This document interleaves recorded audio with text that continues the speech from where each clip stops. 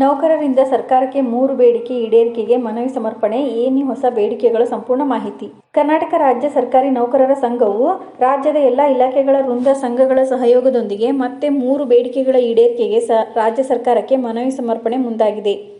ಇದೇ ಆಗಸ್ಟ್ 17ರಂದು ಬೆಂಗಳೂರಿನಲ್ಲಿ ಕಾರ್ಯಾಗಾರ ಏರ್ಪಡಿಸಿದ್ದು, ಈ ವೇದಿಕೆಯಲ್ಲಿ ಬೇಡಿಕೆಗಳ ಮನವಿ ಸಮರ್ಪಣೆ ಕೂಡ ನಡೆಯಲಿದೆ. ಈಚೆಗಷ್ಟೇ ಸಿಎಂ ಸಿದ್ದರಾಮಯ್ಯ ನೇತೃತ್ವದ ಸರ್ಕಾರ ರಾಜ್ಯ ಸರ್ಕಾರಿ ನೌಕರರ ಬಹುಮುಖ್ಯ ಬೇಡಿಕೆಯಾಗಿದ್ದ 7ನೇ ವೇತನ ಆಯೋಗದ ವರದಿ ಶಿಫಾರಸುಗಳನ್ನು ಜಾರಿಗೊಳಿಸಿದೆ. ಈ ಸಂಬಂಧ ಈಗಾಗಲೇ ಅಧಿಕೃತ ಆದೇಶವೂ ಹೊರಬಿದ್ದಿದ್ದು, ಅದರಂತೆ ಇದೇ ಆಗಸ್ಟ್ನಿಂದ ನೌಕರರ ಸಂಬಳ, ಭತ್ಯೆ, ಪಿಂಚಣಿ ಏರಿಕೆಯಾಗಲಿದೆ.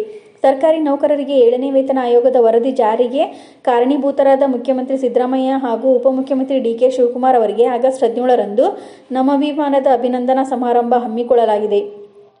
ಬೆಂಗಳೂರಿನ ಅರಮನೆ ಮೈದಾನದ ತ್ರಿಪುರವಾಸಿನಿಯಲ್ಲಿ ನಡೆಯಲಿರುವ ಸದರಿ ಅಭಿನಂದನಾ ಸಮಾರಂಭ ವೇದಿಕೆಯಲ್ಲೇ ಮತ್ತೆ 3 ಬೇಡಿಕೆಗಳ ಈಡೇರಿಕೆ ಕುರಿತು ಸರ್ಕಾರಕ್ಕೆ ಮನವಿ ಸಮರ್ಪಣೆ ಪ್ರಕ್ರಿಯೆ ನಡೆಯಲಿದೆ.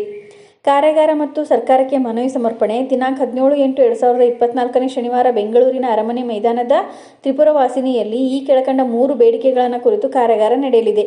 ಹಳೆ ಪಿಂಚಣಿ ಯೋಜನೆ ಮರುಜಾರಿ, ಆರೋಗ್ಯ ಸಂಜೀವಿನಿ ಯೋಜನೆ ಜಾರಿ, ಪಿಎಸ್ಟಿ ಪದವೀಧರ ಶಿಕ್ಷಕರ ಸಿ ಮತ್ತು ಆರ್ ತಿದ್ದುಪಡಿ. ಕಾರ್ಯಾಗಾರಕ್ಕೆ ಕರ್ನಾಟಕ ರಾಜ್ಯ ಸರ್ಕಾರಿ ನೌಕರರ ಸಂಘ ಹಾಗೂ ರಾಜ್ಯದ ಎಲ್ಲ ಇಲಾಖೆಗಳ ವೃಂದ ಸಂಘಗಳ ಸದಸ್ಯರು, ಪದಾಧಿಕಾರಿಗಳಿಗೆ ಆಹ್ವಾನ ನೀಡಲಾಗಿದೆ. ಕಾರ್ಯಾಗಾರದಲ್ಲಿ ಭಾಗವಹಿಸುವ ಎಲ್ಲ ನೌಕರರಿಗೂ ಒಒಡಿ ಸೌಲಭ್ಯ ಕೂಡ ಇರಲಿದೆ. ನೌಕರರ ಹೊಸ ಬೇಡಿಕೆಗಳು: ಹೊಸ ಪಿಂಚಣಿ ಯೋಜನೆಯನ್ನು ರದ್ದುಗೊಳಿಸಿ ಹಳೆ ಪಿಂಚಣಿ ಯೋಜನೆಯನ್ನು ಮರುಜಾರಿಗೊಳಿಸಬೇಕು. ಬೇಡಿಕೆ ನೌಕರರ ಬಹುಮುಖ್ಯ ಬೇಡಿಕೆಯಾಗಿದ್ದು, ಇದು ರಾಜ್ಯ ಸರ್ಕಾರಿ ನೌಕರರು ಮಾತ್ರವಲ್ಲದೆ ಕೇಂದ್ರ ಸರ್ಕಾರಿ ನೌಕರರ ಬೇಡಿಕೆಯೂ ಹೌದು. ಒಪಿಎಸ್ ಯೋಜನೆಯನ್ನು ಮರು ಸ್ಥಾಪಿಸುವಲ್ಲಿ ರಾಷ್ಟ್ರಮಟ್ಟದ ಬೆಳವಣಿಗೆಗಳು ಹಾಗೂ ಒಪಿಎಸ್ ಮರುಜಾರಿಯ ಸಾಧ್ಯತೆಗಳ ಕುರಿತು ಚರ್ಚೆ ನಡೆಸುವ ಮೂಲಕ ಒಪಿಎಸ್ ಮರುಜಾರಿಗೊಳಿಸುವಂತೆ ಸರ್ಕಾರಕ್ಕೆ ಅಧಿಕೃತ ಮನವಿ ಸಲ್ಲಿಸಲು ರಾಜ್ಯ ಸರ್ಕಾರಿ ನೌಕರರು ಮುಂದಾಗಿದ್ದಾರೆ. ಕರ್ನಾಟಕ ಆರೋಗ್ಯ ಸಂಜೀವಿನಿ ಜಾರಿ. ಕರ್ನಾಟಕ ಆರೋಗ್ಯ ಸಂಜೀವಿನಿ ಯೋಜನೆಯಡಿ ಸರ್ಕಾರಿ ನೌಕರರು ಮತ್ತು ಅವರ ಕುಟುಂಬ ಸದಸ್ಯರಿಗೆ ನಗದು ರಹಿತ ವೈದ್ಯಕೀಯ ಸೌಲಭ್ಯ, ಅಂದರೆ ಸಂಪೂರ್ಣ ಉಚಿತ ವೈದ್ಯಕೀಯ ಸೌಲಭ್ಯ ಸಿಗಲಿದೆ. 2021ರ ರಾಜ್ಯ ಬಜೆಟ್ನಲ್ಲಿ ಕರ್ನಾಟಕ ಆರೋಗ್ಯ ಸಂಜೀವಿನಿ ಯೋಜನೆಯನ್ನು ಘೋಷಿಸಲಾಗಿತ್ತು. ಕರ್ನಾಟಕ ರಾಜ್ಯ ಸಚಿವ ಸಮಿತಿಯು 2021ರ ಜುಲೈ 22ರಂದು ಈ ಯೋಜನೆ ಅನುಷ್ಠಾನಕ್ಕೆ ಅನುಮೋದನೆ ನೀಡಿತ್ತು.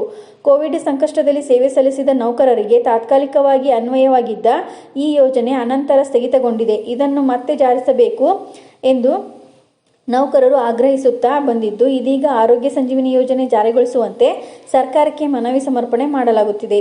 ಪಿಎಸ್ಟಿ ಪದವೀಧರ ಶಿಕ್ಷಕರ ಸಿ ಮತ್ತು ಆರ್ ತಿದ್ದುಪಡಿ. ಅದೇ ರೀತಿ ಪಿಎಸ್ಟಿ ಪದವಿ ಶಿಕ್ಷಕರ ಸಿ ಮತ್ತು ಆರ್ ತಿದ್ದುಪಡಿ ಕುರಿತು ಕಾರ್ಯಾಗಾರ ನಡೆಯಲಿದ್ದು, ಸಿಎಂ ಹಾಗೂ ಡಿಸಿಎಂ ಅವರಿಗೆ ಈ ಗೊಂದಲಕ್ಕೆ ತೆರೆ ಎಳೆಯುವಂತೆ ಮನವಿ ಸಲ್ಲಿಕೆಗೂ ಸರ್ಕಾರಿ ನೌಕರರು ಮುಂದಾಗಿದ್ದಾರೆ. 2017ನೇ ಸಾಲಿನಲ್ಲಿ ಸರ್ಕಾರ ಪ್ರಾಥಮಿಕ ಶಾಲಾ ಶಿಕ್ಷಕರ ವೃಂದದ ಪದನಾಮ ಮತ್ತು ವೃಂದಬಲವನ್ನು ಬದಲಾಯಿಸಿ 1ರಿಂದ 5ನೇ ತರಗತಿವರೆಗಿನ ಪ್ರಾಥಮಿಕ ಶಾಲಾ ಶಿಕ್ಷಕರು ಪಿಎಸ್ಟಿ ಹಾಗೂ 6ರಿಂದ 8ನೇ ತರಗತಿವರೆಗಿನ ಪದವೀಧರ ಪ್ರಾಥಮಿಕ ಶಿಕ್ಷಕರು ಜಿಪಿಟಿ ಎಂದು ವಿಂಗಡಿಸಿದೆ. ಈ 2 ವಿಧದ ಶಿಕ್ಷಕರ ಬಡ್ತಿ ಪ್ರಕ್ರಿಯೆ ಕುರಿತು ನಿಯಮಗಳಲ್ಲಿ ಗೊಂದಲ ಏರ್ಪಟ್ಟಿದ್ದು, ಸದರಿ ನಿಯಮ ತಿದ್ದುಪಡಿ ಮಾಡುವಂತೆ ಸರ್ಕಾರಕ್ಕೆ ಮನವಿ ಸಲ್ಲಿಸಲಾಗುತ್ತಿದೆ. ಇದೇ ರೀತಿ ಮಾಹಿತಿಗಾಗಿ ನಮ್ಮ ಚಾನಲನ್ನು ಸಬ್ಸ್ಕ್ರೈಬ್ ಆಗಿ ಮತ್ತು ಶೇರ್ ಮಾಡಿ. ಧನ್ಯವಾದ.